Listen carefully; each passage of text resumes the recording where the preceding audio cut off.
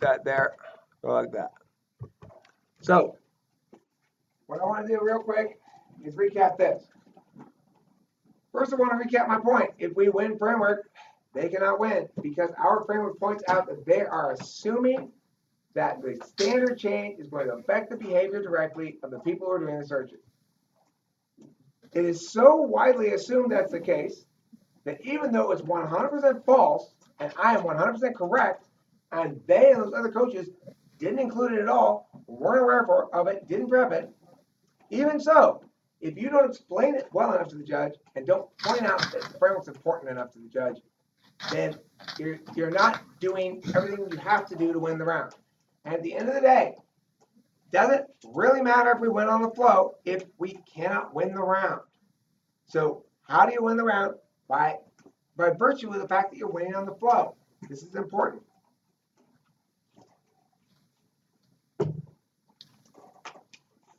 One judge is a big question.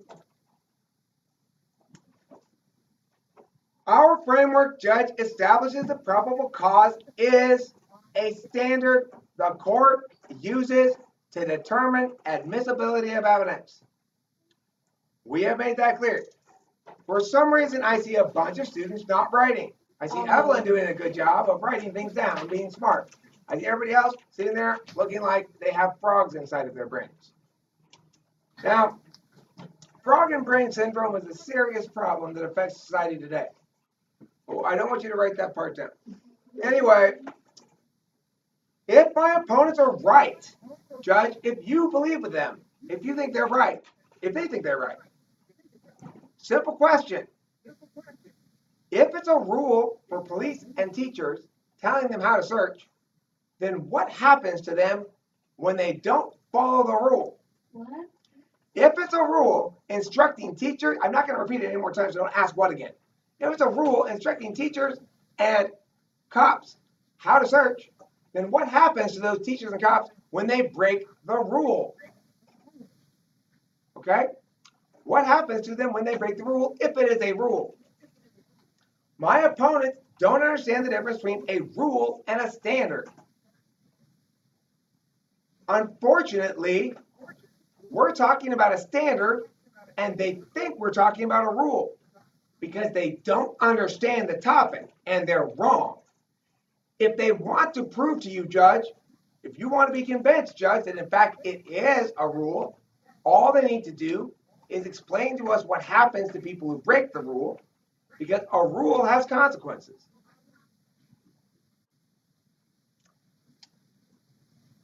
Also, you should point out something like this. Qualified immunity proves, without any doubt whatsoever, that it is an evidentiary standard.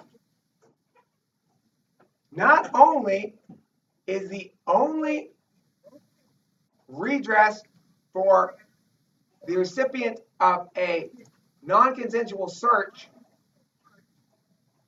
the exclusion of evidence, that means definitionally that it precludes justice. So look, a just outcome of an illegal act by a government official conducting the worst imaginable search is impossible. Why? Because they aren't rules for the people conducting the search. That's why. Qualified immunity says if they do conduct it badly, you can't sue them. Qualified immunity says if the teacher searches you and doesn't pay any attention to probable cause or reasonable suspicion, you can't sue them. Yes.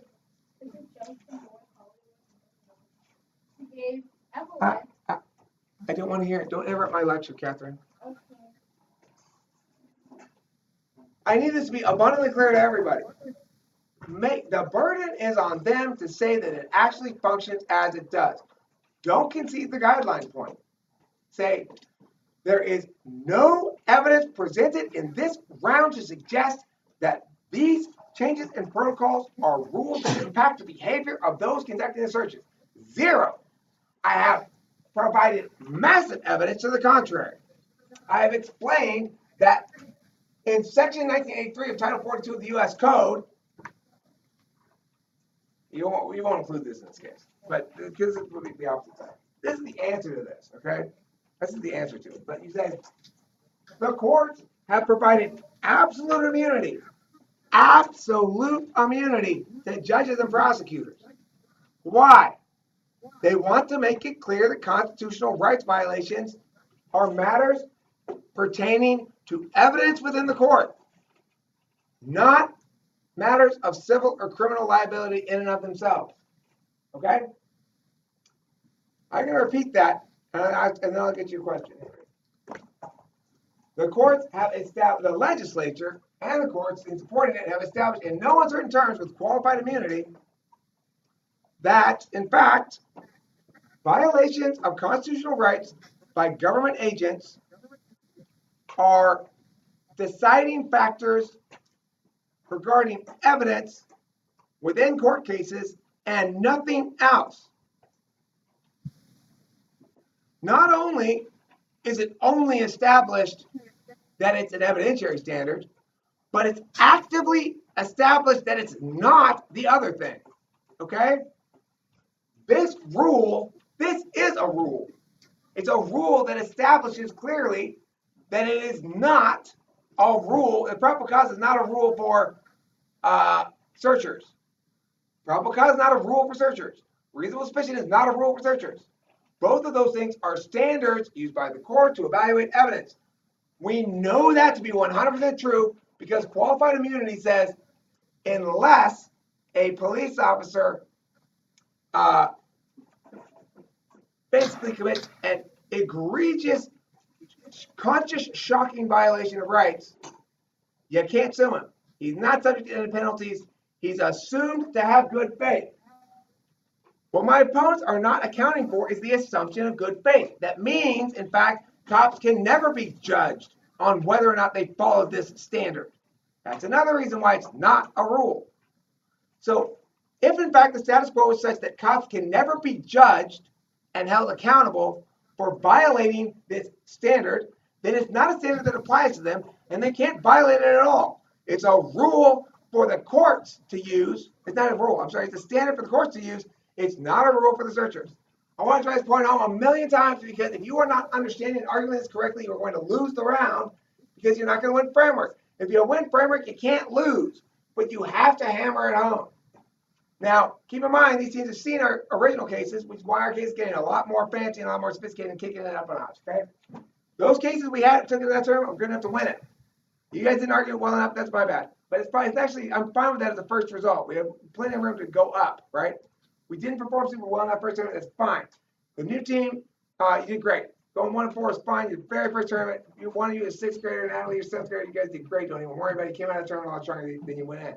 Catherine and Lyle, you could have done better. But Catherine, I'm convinced by the end of that tournament, you were a lot stronger than by the beginning. I hope you take it seriously and stop trying to make the stupid arguments you make. She said I talk too loud. Yeah, Catherine, ignore the stupid judges too. What I want you to do is this. Listen to your second speaker about which arguments to run and how to run them. Don't play Catherine feels like running the nonsense. Okay, now look. Well, like I said a million times already, qualified immunity proves that it's an evidentiary standard, not a rule. Additionally, the fact that you have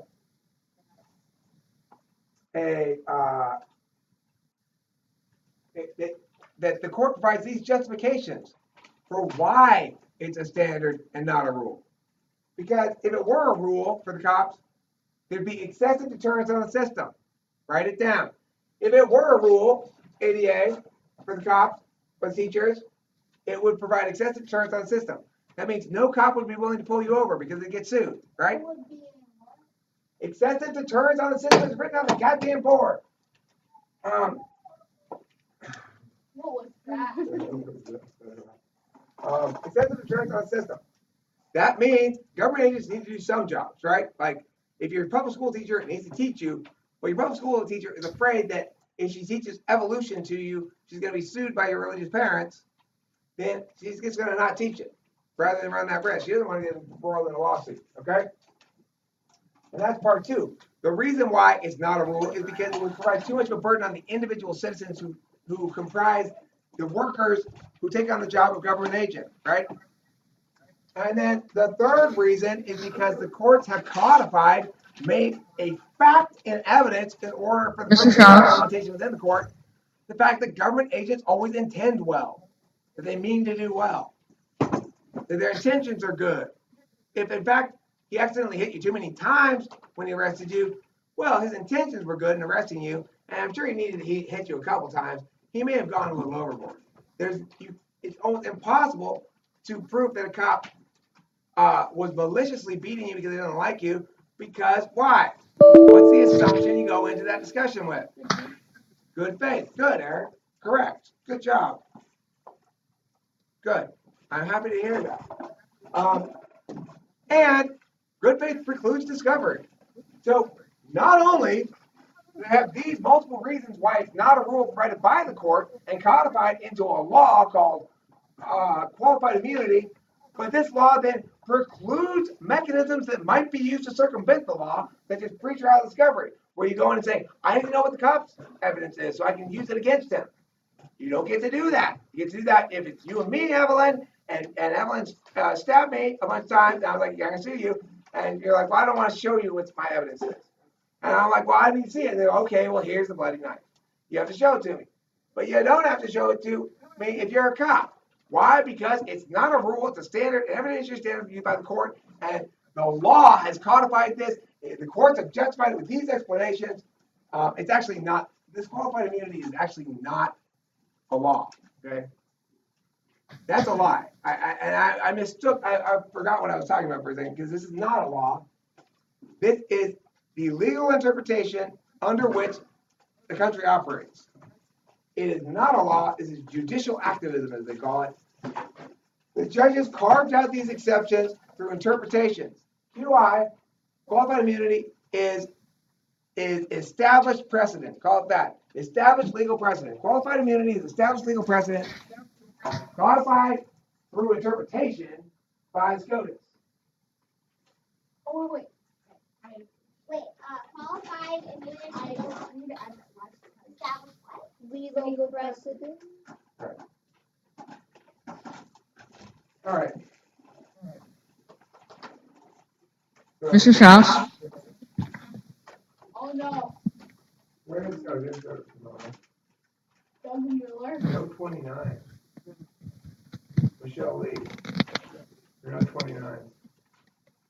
Gloria Mock seems reasonable. Naming Jew. Yeah, we would.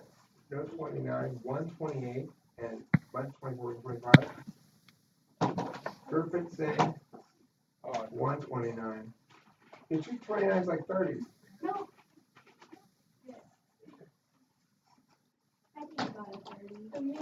All right. I hope you guys understand that. If you don't, we're going to go back over it after break.